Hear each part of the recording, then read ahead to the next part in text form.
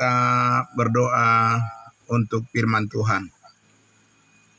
Sungguh benar ya Bapa di surga, semakin hari semakin kami merasakan kedekatan kami dengan Tuhan. Karena kami sudah tinggal di dalam Tuhan Yesus, dan Tuhan Yesus telah tinggal tetap di dalam diri kami, dalam hidup kami, maka tidak akan ada yang memisahkan kami lagi dari kasih Allah yang ada di dalam Kristus Yesus Tuhan kami. Terima kasih Bapa di dalam sorga. Pagi hari ini kembali lagi kami ingin menikmati persekutuan kami, kebersamaan kami dengan Tuhan Yesus, dengan firman-Mu, dan juga kebersamaan kami sesama orang-orang kudus-Mu sebagai anggota tubuh-Mu. Dan terima kasih untuk firman yang terus memperlengkapi hidup kami.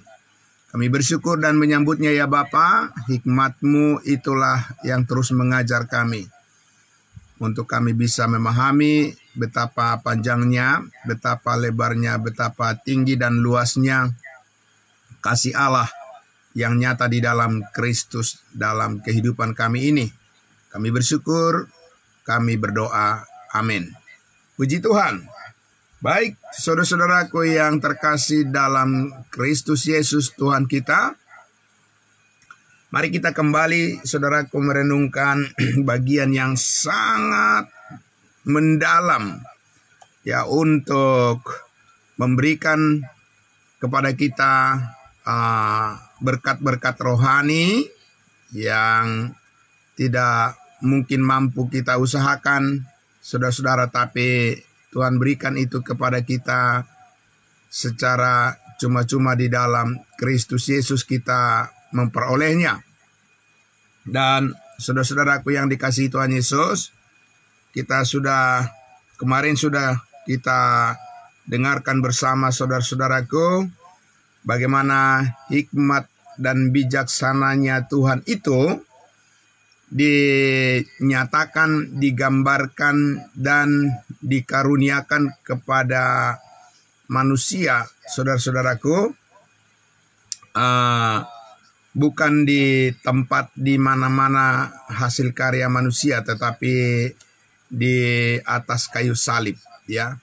Jadi inilah, saudaraku, pengetahuan yang diabaikan oleh manusia di dunia ini, dan manusia berpaling kepada apa yang mereka anggap benar bagi dirinya sendiri, ya.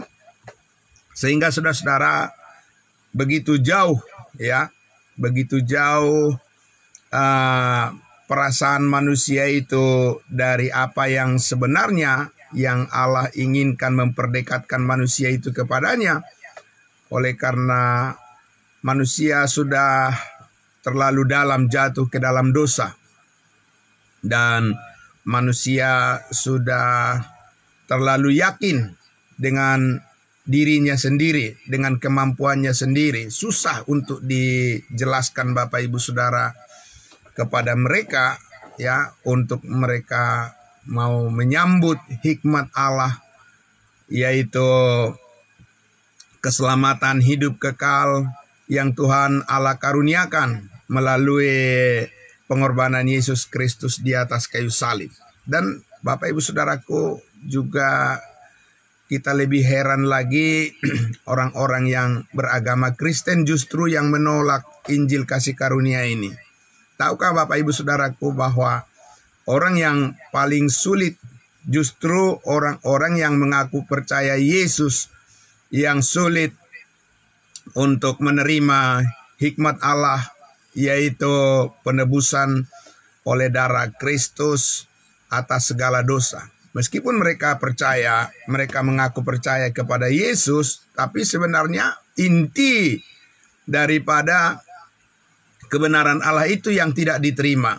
Pengakuan Bapak Ibu Saudaraku bisa karena keturunan, ya, faktor keturunan, karena orang tua sudah menjadi agama Kristen, maka anak-anak dibawa ke sekolah minggu, mengaku Yesus, percaya Yesus, jadi Kristen. Tapi Bapak Ibu Saudaraku yang dikasihi Tuhan Yesus, inti sesungguhnya dari kebenaran Allah yang ada di dalam Kristus itulah yang harus diterima oleh manusia saat ini. Karena kita tidak melihat Yesus secara kasat mata sekarang, bukan? Bapak Ibu Saudara, kita tidak melihat Yesus secara kasat mata saat ini. Dan kita hidup oleh karena iman, bukan karena melihat. Sehingga saudara-saudaraku yang dikasihi Tuhan Yesus, ketika kita memberitakan hikmat Allah ya tentang penebusan segala dosa, ya pembenaran hanya melalui iman, keselamatan hanya oleh karena iman dan bukan karena perbuatan, begitu banyak penolakan di dunia ini, Bapak Ibu Saudara, dari orang-orang yang justru berada di dalam lingkaran gereja-gereja atau orang-orang yang beragama Kristen. Tahukah saudaraku yang dikasihi Tuhan Yesus, mengapa bisa terjadi demikian? Jadi bukan di agama lain, kalau agama lain yang tidak mendasarkan keyakinannya pada Alkitab, ya kita tidak usah banyak tarik urat lah, ya, karena memang posisinya sudah nggak nyambung, ya. Tetapi bagaimana dengan orang-orang yang berada di lingkaran kekristenan, Bapak Ibu Saudara? Kalau kita menyaksikan Injil Kristus, menyaksikan tentang pengampunan segala dosa, bagi mereka itu sesuatu yang aneh, ya. Dianggapnya bahwa kita ini, itu paling ajaran baru. Ya, gereja apa? Oh, gereja baru, ya kan? Ya, dari mana? Ya, pendetanya siapa? Ya, banyak nggak jemaatnya? Nah, Bapak Ibu Saudara, mulailah ke hal-hal dunia, hal-hal jasmani, hal-hal yang bersifat sementara, penyelidikan itu, ya. Ya, lalu ditanya Bapak Ibu Saudara, sekolahnya di mana? Ya kan, Bapak Ibu Saudara. Gelarnya apa? Pendidikannya apa? Pengalamannya apa? Bapak Ibu Saudaraku yang dikasihi Tuhan Yesus, itulah saudaraku sebabnya Paulus menegaskan bahwa pemberitaan salib itu adalah kebodohan bagi mereka yang akan binasa. Ya. Jadi kebodohan itu bercokol, Bapak Ibu Saudaraku, di dalam diri manusia. Tidak peduli siapapun dia, apa jabatannya, pendidikannya apa, gelarnya apa, hartanya seberapa banyak, ya kemakmurannya sudah sebesar apa, Bapak Ibu Saudaraku, ya kepintarannya, keahliannya, keterampilannya, ya berbicara, saudaraku, dan sebagainya. Tidak peduli Bapak Ibu Saudaraku bahwa semua manusia sudah berdosa dan telah kehilangan kemuliaan Allah dan telah mati karena dosa dan pelanggaran manusia. Jadi Bapak Ibu Saudara, oleh karena itu saat ini saudara, ya penyakit yang paling besar, penyakit yang paling besar, penyakit manusia, Bapak Ibu Saudara, bukan penyakit stroke, bukan penyakit jantung, bukan penyakit diabetes, bukan penyakit hipertensi, asam urat, kolesterol, dan sebagainya, kanker. Bukan itu penyakit yang terbesar manusia di zaman sekarang ini, Bapak Ibu Saudara. Bukan.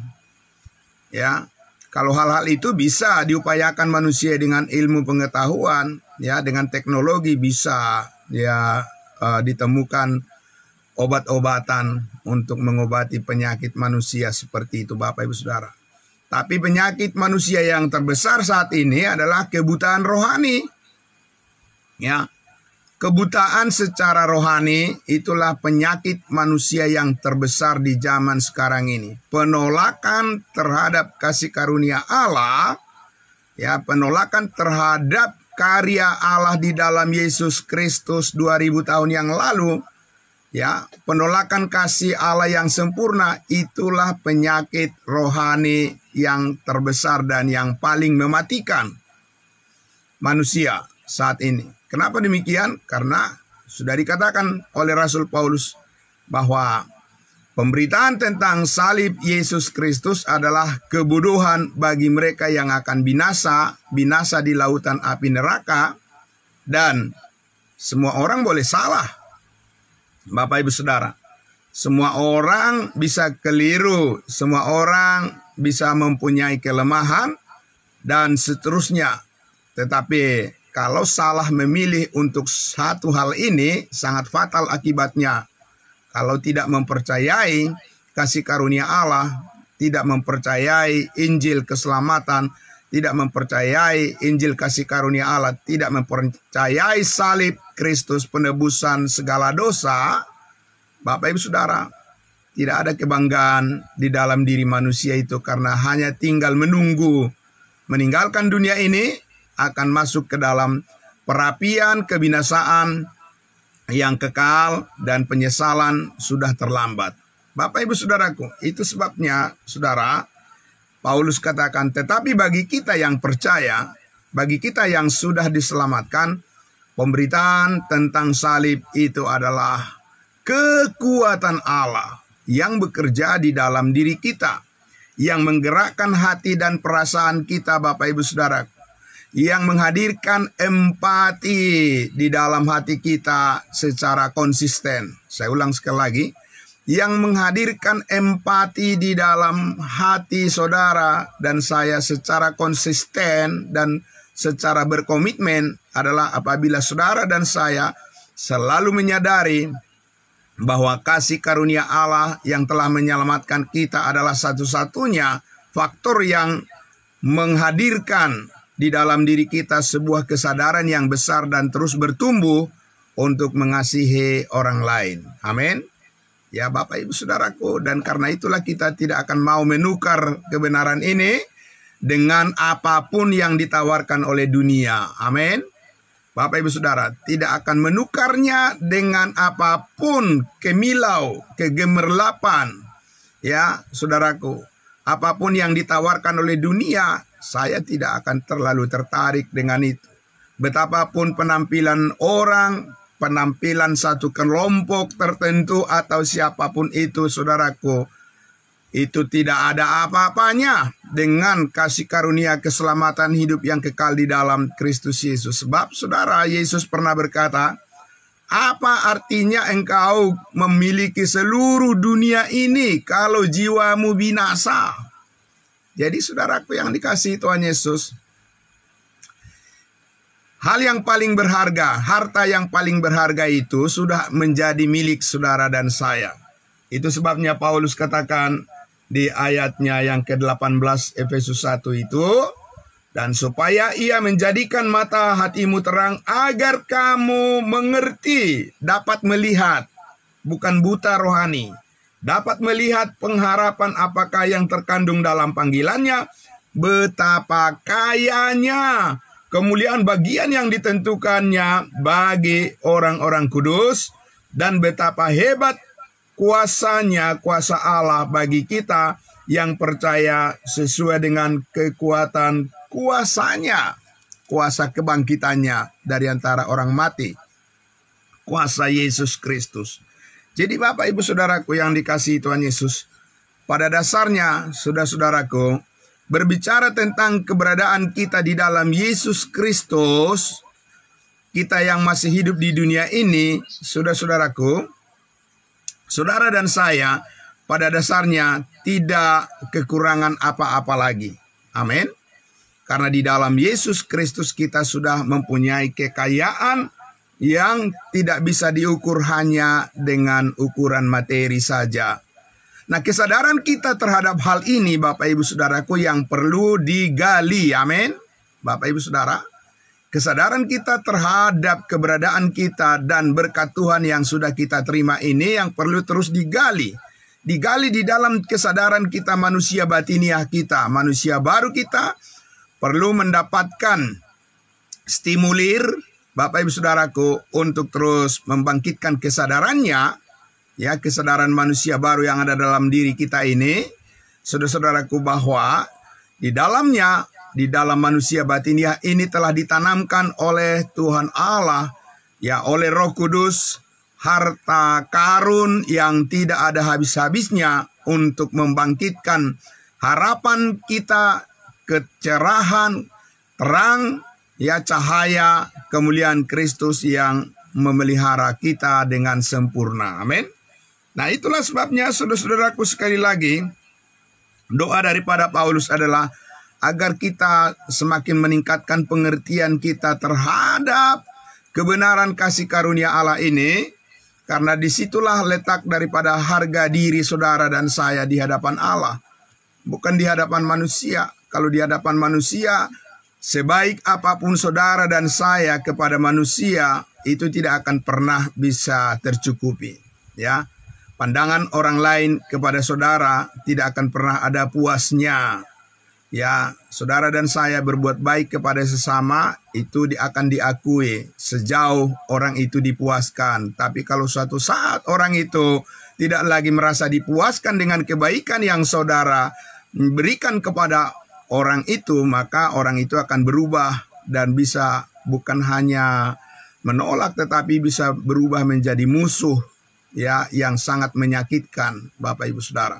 Nah, itulah kehidupan di dunia ini, Bapak Ibu Saudara.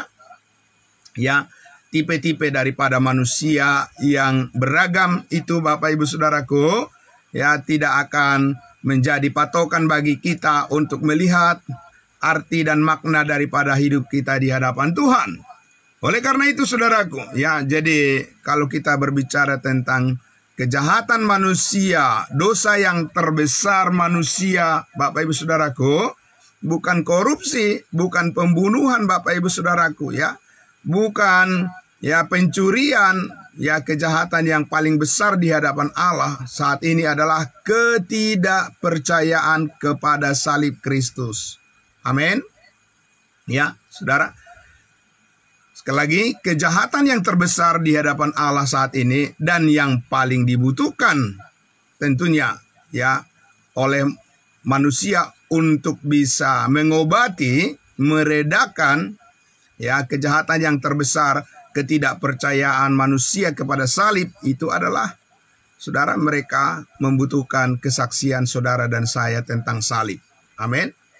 Itu yang bisa satu-satunya mengatasi, ya, permasalahan manusia di dunia ini adalah masalah ketidakpercayaan mereka terhadap damai sejahtera yang telah dikaruniakan oleh Allah melalui salib Kristus. Seandainya semua manusia di dunia ini menyambut damai sejahtera yang dikaruniakan oleh Allah melalui pengorbanan Yesus Kristus di atas kayu salib, itu yang Paulus katakan, maka damai sejahtera Allah yang melampaui segala akal dan pikiranmu akan memelihara hatimu di dalam Kristus Yesus Tuhan kita. Amin.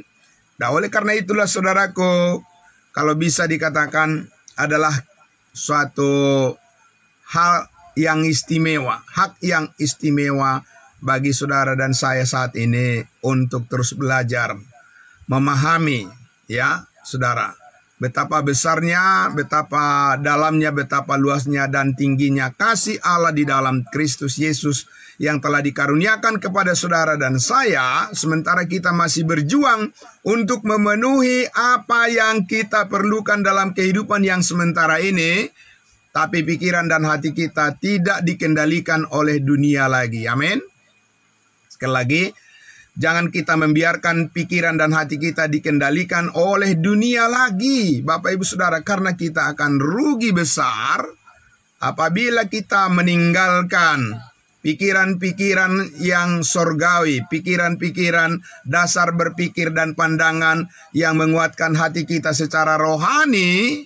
Itulah yang membuat kita bisa tetap terjaga, tetap setia kepada Tuhan, dan kita tidak menjadi pengkhianat, dan kita tidak menjadi orang yang menjadi pecundang, orang yang tarik diri, Bapak Ibu Saudaraku, yang mundur dari pelayanan. Saudara dan saya akan tetap bisa bertahan di dalam kekuatan yang Allah telah karuniakan kepada kita, yang akan selalu mengajar kita untuk konsisten dan konsekuen di dalam menjalani, mengiring Tuhan dalam panggilan kudusnya Tuhan, mengikuti panggilan kudusnya Tuhan, mengenal Dia, mengenal Yesus Kristus Tuhan dan Juru Selamat kita di dalam kasih yang sempurna sebagai kepala tubuh, dan kita adalah anggota-anggota tubuhnya, sehingga saudara-saudara dan saya terus terpelihara dan kita dipakai oleh Tuhan untuk menjadi orang-orang yang berdampak,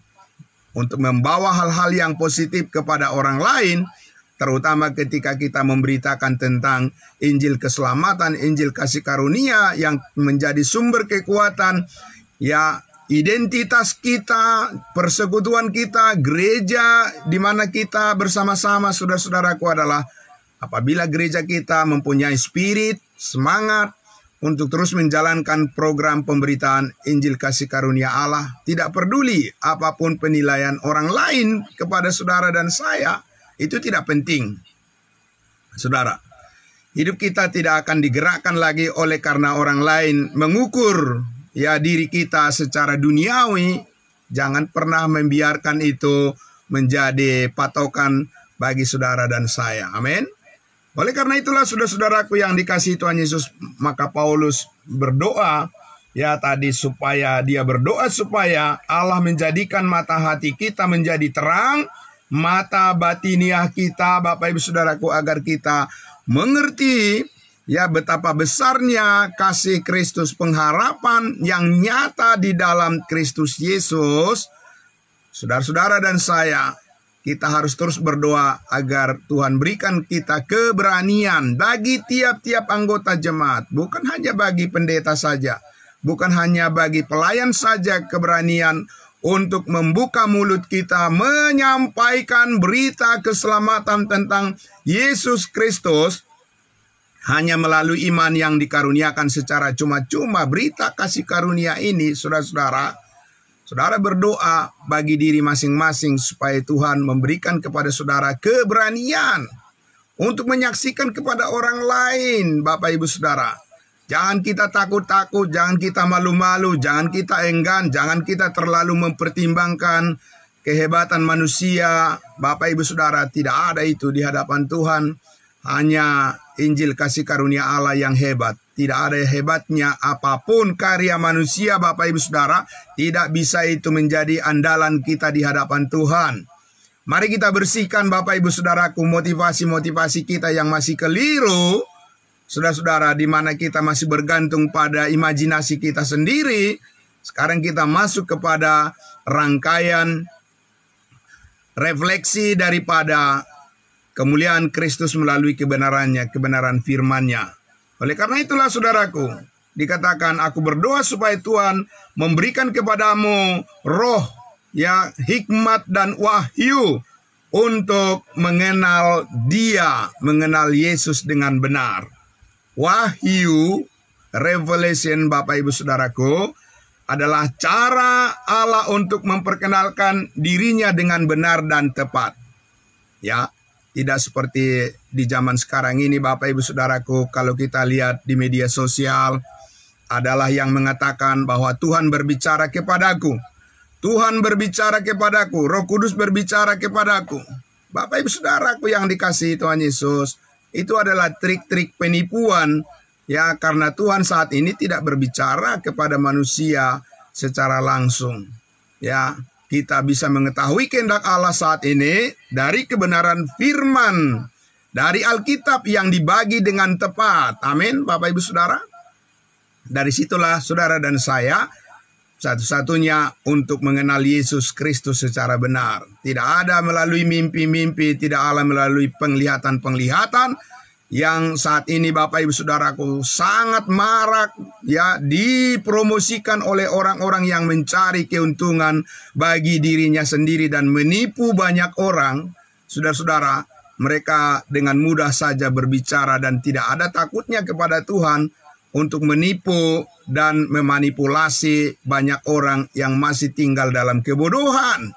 Dan Bapak Ibu Saudara, kita adalah duta-duta Kristus yang mengetahui persis apa yang Allah kerjakan saat ini adalah kasih karunia-Nya yang meneguhkan iman setiap orang yang percaya dan yang sanggup bertahan untuk terus hidup di dalam kebenaran Allah di dalam Kristus, menjalani kehidupan yang berkenan kepadanya, dan yang disanggupkan untuk bertanggung jawab menyaksikan kebenaran ini kepada banyak orang. Amin. Karena hidup di dunia ini, Bapak Ibu Saudaraku yang dikasihi Tuhan Yesus, tidaklah begitu lama. Kita hidup di dunia ini tidak begitu lama, Bapak Ibu Saudara. Itu maka lagu yang sangat populer mengatakan hidup ini adalah sementara. Itu sudah benar Bapak Ibu Saudara. Tetapi saudaraku, di dalam hidup yang kesementaraan ini bagaimana? Ya, apakah sudah memiliki kepastian keselamatan masuk surga, atau seperti yang kebanyakan orang mudah-mudahan, semoga. Ya, kalau kita saksikan kita sudah pasti masuk surga Bapak Ibu Saudara, orang langsung curiga. Mereka berpikir bahwa kita ini sudah ingin mati gitu ya, sudah bosan hidup. Kalau kita bilang kita sudah pasti masuk surga. Ya, itu adalah pandangan yang sangat bodoh. Karena apa? Saudaraku, Paulus mengatakan, bagiku hidup adalah Kristus dan mati adalah keuntungan. Entah aku masih hidup di dunia ini panjang umur, ataukah Tuhan memanggil aku harus pergi ke surga. Paulus katakan itu tergantung pada ketetapan Tuhan saja, pada kehendak Tuhan saja. Bukan ranah kita untuk memutuskan apakah kita harus kembali segera ke surga, ataukah kita, Bapak Ibu Saudaraku, masih di bumi ini. Dan kalau kita masih diberikan panjang umur Bapak Ibu Saudaraku, itu artinya apa? Berarti Allah mau supaya hidup kita berbuah. Amin.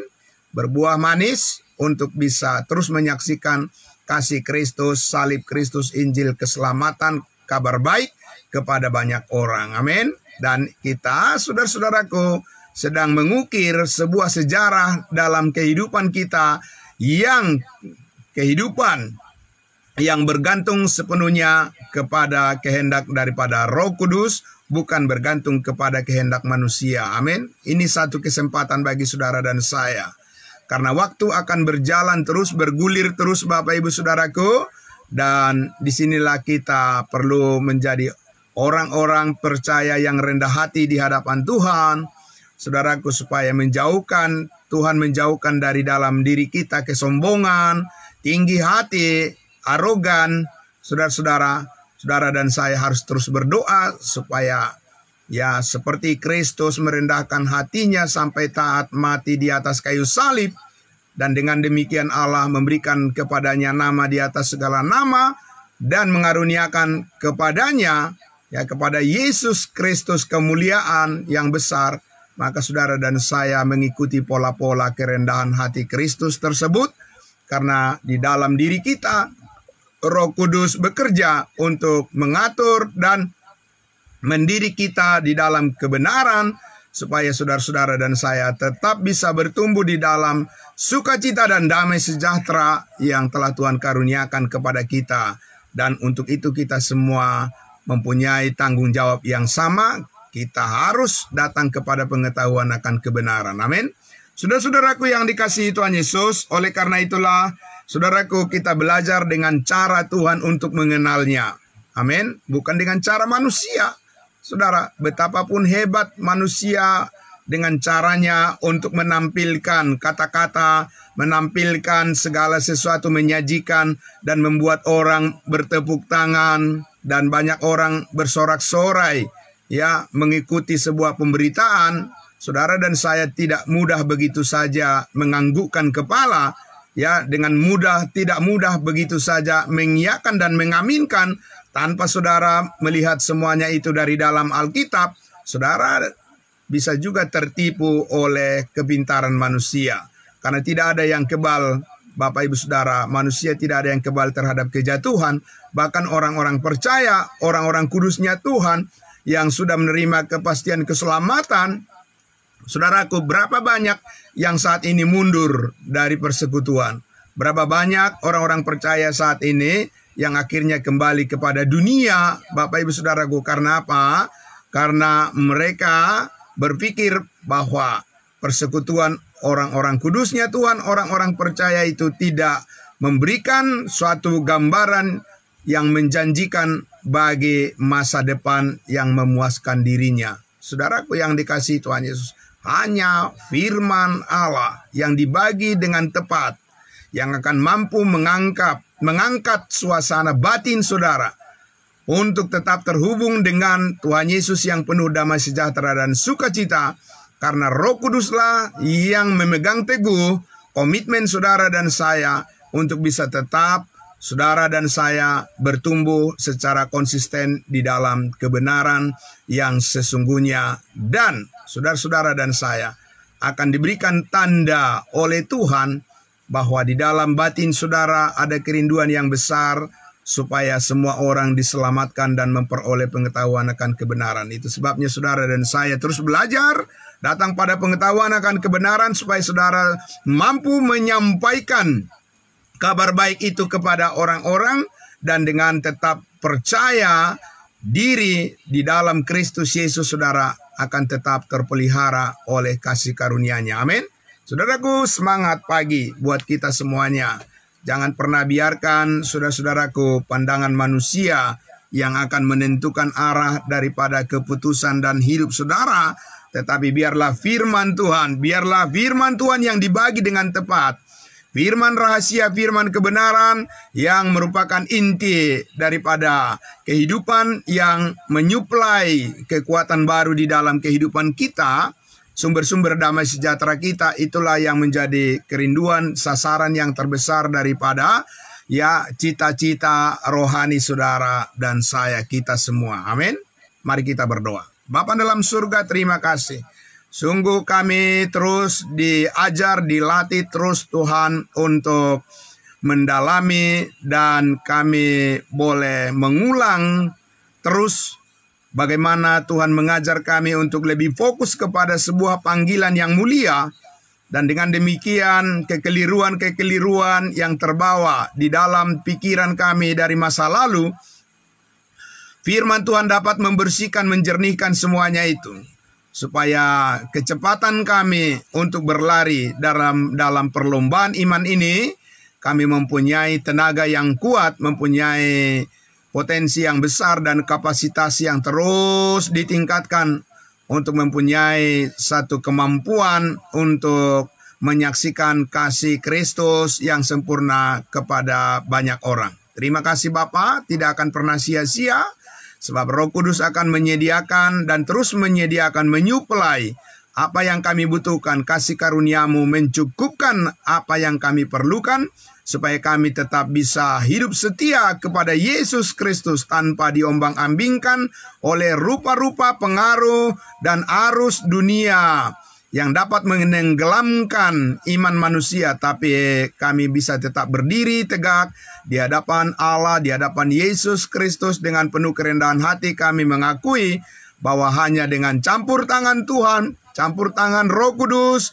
dan pengendalian daripada firman-Mu, ya Tuhan Yesus, yang memampukan kami bisa tetap berdiri tegak di hadapan-Mu, hidup benar, dan melayani-Mu dengan sepenuh hati.